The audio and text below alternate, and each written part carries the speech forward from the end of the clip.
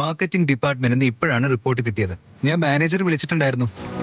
Sales നന്നായിട്ട് നടക്കുന്നുണ്ടെന്നും distributors phone ചെയ്ത് ഓർഡർ പ്ലേസ് ചെയ്യുന്നത് കൊണ്ട് നമുക്ക് കൂടുതൽ സപ്ലൈ ചെയ്യാൻ പറ്റില്ല എന്നാ പറയുന്നത്. This is just lovely. ബുദ്ധിയില്ലാത്ത കൊരങ്ങനെ പോലെ ജോലിയിൽ മുഴുകിപ്പോയ ഇവനെ പോലെ അൺറൊമാൻറ്റിക് ആയിട്ട് വേറെ ആരും കാണില്ല എന്നാ തോന്നുന്നത്. ഞാൻ ശരിക്കും ഇത്രയും നല്ല റെസ്പോൺസ് കിട്ടുമെന്ന് വിചാരിച്ചില്ല കേട്ടോ. നല്ല മനസ്സുകൊണ്ട് ഹോണസ്റ്റായി ജോലി ചെയ്ത സക്സസ് എപ്പോഴും നമ്മുടെ ഭാഗത്തായിരിക്കുന്നുള്ള എക്സാമ്പിൾ തന്നെ ഇത്. സത്യം, ഈ സന്തോഷത്തിനൊന്നുമില്ലേ?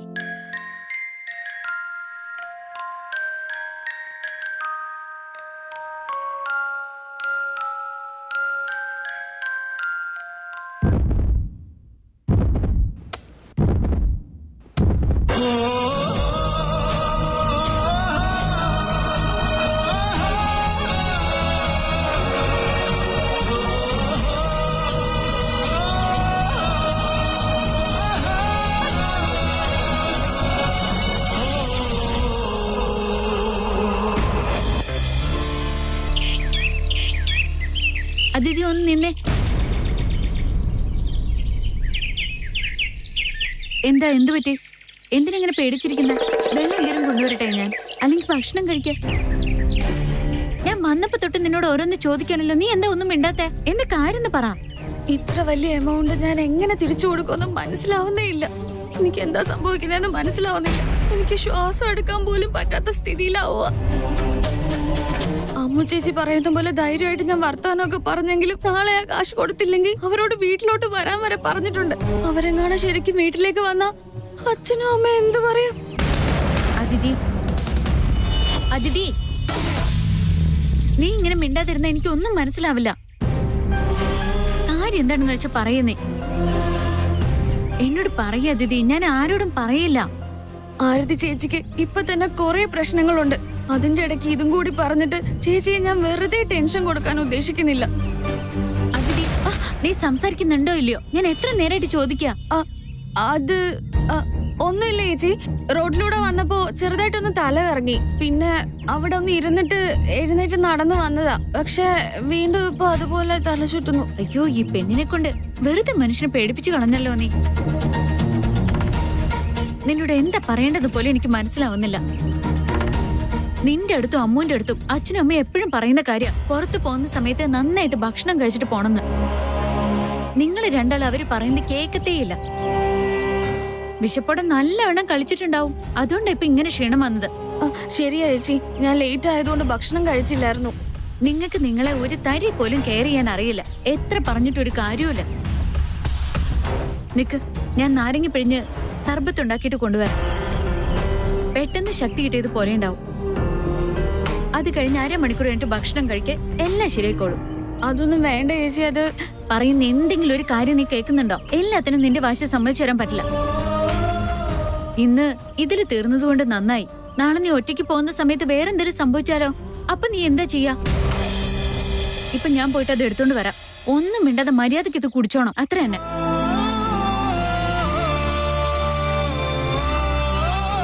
എന്റെ അവസ്ഥ ചേച്ചിക്ക് മനസ്സിലാവില്ല ചേച്ചി. ഇപ്പൊ എനിക്ക് സർബത്തല്ല, ഒരു തുള്ളി വെള്ളം പോലും ഇറങ്ങില്ല.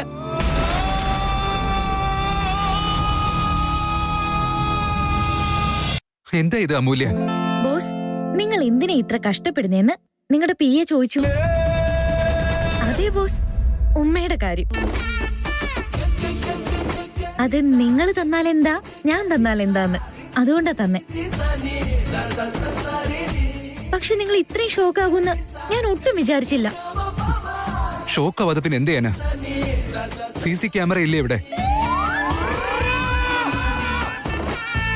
ആരെങ്കിലും ഇതൊക്കെ കണ്ടാലോ? എന്താ ബോസ് ഇത്? ഇടയ്ക്കിടയ്ക്ക് ഞാൻ അമൂല്യാണെന്നുള്ള കാര്യം നിങ്ങൾ മറന്നു പോവാ.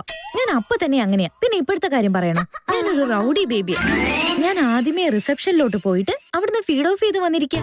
റിസപ്ഷനിസ്റ്റ് ഫുഡ് കഴിക്കാനും പോയതാ.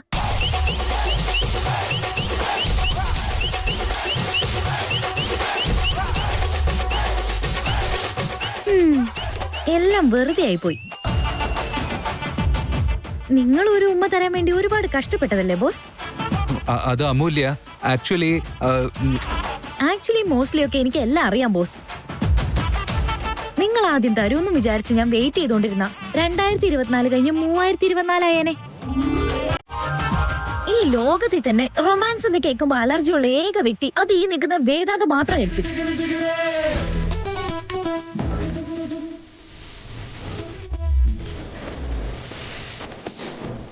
വേദാന്ത് എന്താ എന്താ ചെയ്യുന്നേ? വേദാന്ത് എന്താ ചെയ്യുന്നേ? വേദാന്ത്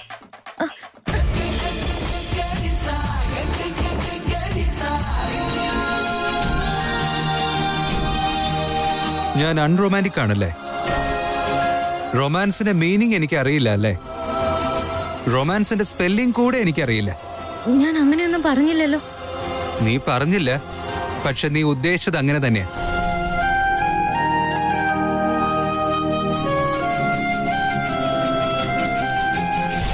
വേദാന്ത്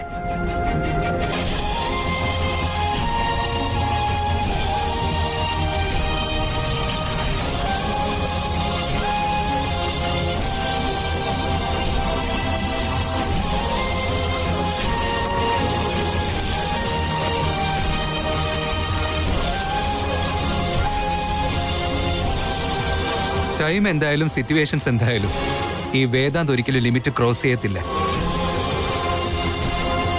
നീ എന്താ വിചാരിച്ചത്?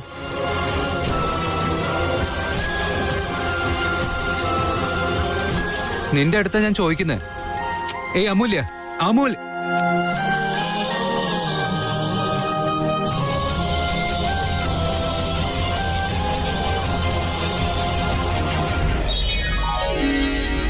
അമൂല്യ, വിക്കിയുടെ ആരതിയുടെ ഇടയിലുണ്ടായ മിസ്അണ്ടർസ്റ്റാൻഡിങ് നിനക്കറിയോ?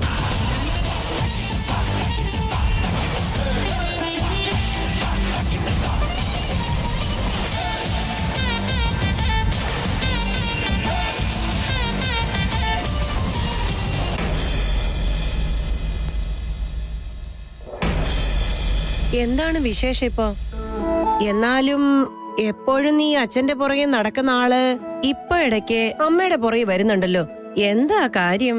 എന്തേ വന്നൂടാന്നുണ്ടോ? ആരതി ചേച്ചിയും അഞ്ജു അതിഥിയും മാത്രമാണോ മക്കളായിട്ടുള്ളത്? എന്തെങ്കിലും പറഞ്ഞ വഴക്കിന് വരും വഴക്കാളി. പിന്നല്ലാണ്ട് എല്ലാരേക്കാളും കൂടുതൽ ഇഷ്ടപ്പെടുന്നത് ഞാനാ. പക്ഷെ അമ്മയ്ക്ക് അത് അറിയില്ല എന്ന് മാത്രം. എനിക്ക് അറിഞ്ഞൂടാന്ന് ആരാ നിന്നോട് പറഞ്ഞേ? നീ അങ്ങനെ വിചാരിച്ചിരിക്കുമെന്ന് എനിക്കറിയാം. പക്ഷെ ആ കാര്യം എനിക്ക് മാത്രമേ അറിയൂ. ഞാൻ വെറുതെ നിന്നെ കളിയാക്കാൻ വേണ്ടി പറഞ്ഞതാ.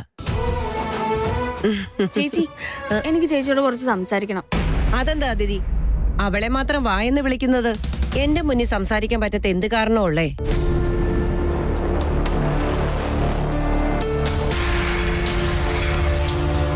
അങ്ങനെ എന്തെങ്കിലും കാണും പ്രമി. ഞാൻ ഇവിടെ ഇങ്ങനെ അമ്മയുടെ മടി കിടക്കുന്ന കണ്ടിട്ട് അവൾക്ക് തീരെ പിടിക്കുന്നുണ്ടാവില്ല.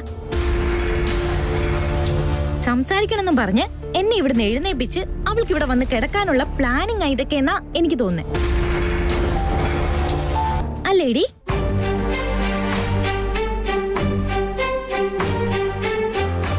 ചേച്ചിയോട് കാശിന്റെ കാര്യം എങ്ങനെയാ പറയാ? അമ്മ വെറുതെ ആരതി ചേച്ചിയെ കുറിച്ചോർത്ത് ടെൻഷൻ ആവണ്ട. എല്ലാം ശരിയായിക്കോളും. എങ്ങനെ ശരിയാവും? അവൾ എല്ലാ കാര്യങ്ങളും ശരിയാകുമെന്ന് വിചാരിച്ചോണ്ടാ ഇങ്ങനെയൊക്കെ കാര്യങ്ങൾ വഷളായി. തനിയെ ശരിയാകുമെന്ന് ഇവിടെ ആരാ പറഞ്ഞത്? ശരിയാക്കാന്നല്ലേ ഞാൻ പറഞ്ഞേ. ശരിയാക്കുമെന്ന് വെച്ചാ? ഞാനും സിദ്ധാർത്ഥേട്ടൻ ഇന്ന് ഓഫീസിൽ വെച്ച് സംസാരിച്ചിട്ടുണ്ടായിരുന്നു. നാളെ ഏതായാലും അവധിയല്ലേ, ഞാൻ വിക്കിച്ചേട്ടന്റെ വീട്ടിലേക്കൊന്ന് പോവാ. അവിടെ ചെന്ന് എന്തെങ്കിലുമൊക്കെ ചെയ്ത് ചേച്ചിയും ചേട്ടനും തമ്മിലുള്ള വഴക്ക് മാറ്റാം. ശരി മോളെ, അങ്ങനെ എന്തെങ്കിലും ചെയ്താൽ തന്നെ ഇത് ശരിയാവുന്ന പോലെ എനിക്ക് തോന്നുന്നില്ല. കാര്യം ഇത്രയും വലുതാവുമെന്ന് നമ്മുടെ ആരതിക്ക് പോലും അറിയില്ല. രണ്ടുപേരുടെ ഇടയിൽ അകലം കൂടിക്കൊണ്ട് വന്നാൽ പ്രശ്നങ്ങൾ കൂടുതൽ ഉണ്ടാവുകയുള്ളൂ. അതെനിക്കെന്താ അറിഞ്ഞൂടെ? ഞാനും നോക്കിയിരിക്കുവായിരുന്നമ്മേ അവര് ശരിയാകട്ടെ എന്ന് വിചാരിച്ച്. അവര് രണ്ടുപേരും തമ്മിലുള്ള കല്യാണം നമ്മൾ നടത്തി. ഇനി ഇത് വെറുതെ വിടാൻ പറ്റുമോ? അമ്മയ്ക്ക് നന്നായിട്ട് അറിയാലോ, ഞാൻ ഒരു പ്രാവശ്യം കളിക്കാൻ ഇറങ്ങിയ അങ്ങനെ തോറ്റുപോകുന്ന ആളൊന്നും അല്ല ഞാനെന്ന്. അതെല്ലാം ശരി. അവര് രണ്ടുപേരെ നന്നാക്കാൻ നോക്കിയിട്ട് വേറെ ഒരു പ്രശ്നങ്ങൾ ഉണ്ടാക്കല്ലേ മോളെ. എല്ലാ കാര്യങ്ങളും നോക്കിയും കണ്ടും ചെയ്യണേ. ഇത് വളരെ പ്രധാനപ്പെട്ട ഒരു കാര്യം തന്നെയാ. അവർക്ക് രണ്ടുപേർക്കും ഈ കാര്യത്തിൽ വേറെ ആൾക്കാരൊന്നും ഇടപെടുന്ന ഇഷ്ടമല്ല. അതൊക്കെ അവരവരുടെ കൈ തന്നെ വെച്ചോട്ടെ. നമുക്കും ഇടയിലേക്ക് പോകാൻ ഇഷ്ടമൊന്നുമല്ല. ഇപ്പൊ മുറിഞ്ഞു പോയ എല്ലിനെ ശരിയാക്കാൻ പറ്റിയില്ലെങ്കിൽ ബാൻഡേഡ് എങ്കിലും ഇടേണ്ടി വരും. ഞാൻ അതിലൊക്കെ എക്സ്പേർട്ട് അല്ലേ. അമ്മ ഒന്നും ആലോചിക്കേണ്ട, എല്ലാ കാര്യങ്ങളും നമുക്ക് ശരിയാക്കാം. ശരി മോളെ, എല്ലാ കാര്യങ്ങളും നന്നായിട്ട് നടന്ന നമ്മുടെ വീട്ടിലെ ദൈവത്തിന് ഞാൻ നെയ്വിളക്ക് സമർപ്പിച്ചോളാം. ചേച്ചിക്ക് ഓൾറെഡി കുറെ ടെൻഷനുണ്ട്. അതിന്റെ കൂടെ ഇതും കൂടെ ഞാൻ പറയുന്നത് ശരിയല്ല. ഇനി ഇപ്പൊ ഞാൻ എന്ത് ചെയ്യും?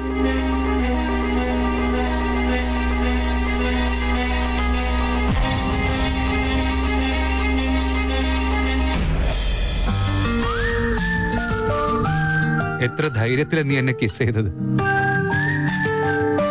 പക്ഷെ ഞാൻ തിരിച്ച് കിസ് ചെയ്യാൻ വന്നപ്പോ നീ നാണിച്ചൊരു പരുവായി. കഴുതക്കുട്ടി.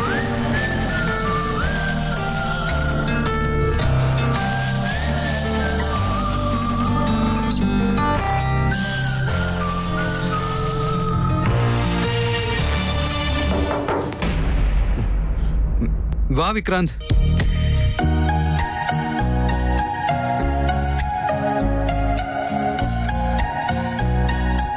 ചേട്ടാ, ഇഫ് യു ഡോണ്ട് മൈൻഡ് ഞാനിവിടെ കിടന്നോട്ടെ. എന്താ വിക്രാന്ത്, എന്താടാ പറ്റിയേ? നീ എന്താ വല്ലാതെ വിഷമിച്ചിരിക്കുന്നേ?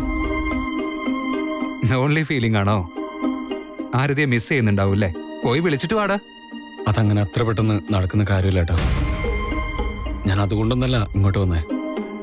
ചേട്ടനോട് ഒറ്റയ്ക്കിരിക്കണമെന്നാണെങ്കിൽ ഞാൻ പൊക്കോളാം, കുഴപ്പമില്ല. ഞാൻ നിന്നോട് ചോദിക്കുന്നില്ല എന്നുള്ളൂ, നിന്നെ ശ്രദ്ധിക്കാതിരിക്കുന്നില്ല വിക്കി.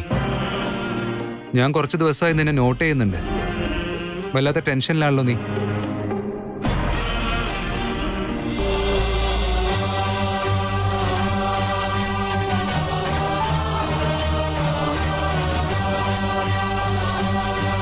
ഞാൻ നിന്നോടാ ചോദിക്കുന്ന വിക്രാന്ത്.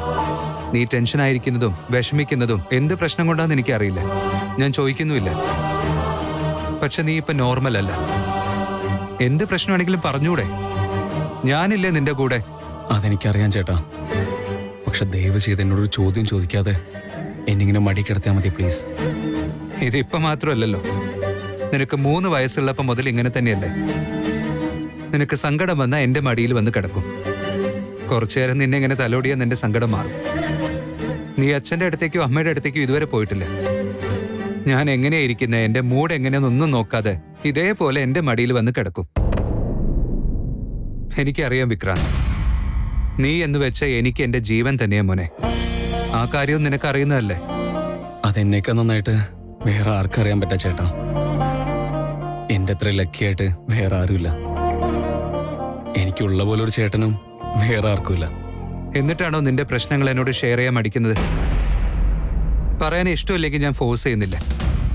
പക്ഷെ ഇനി അതെന്താണെങ്കിലും എന്ത് കാര്യമാണെങ്കിലും അത് നിനക്ക് പ്രയാസം ഉണ്ടാക്കുന്നുണ്ടെങ്കിൽ ഞാൻ നിന്റെ കൂടെ ഉണ്ടെന്നുള്ള കാര്യം നീ മറക്കാതിരുന്നാ മതി.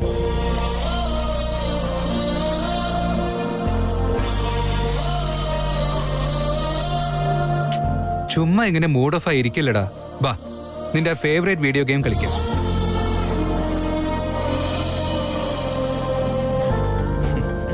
ശരി, കിടന്നോ.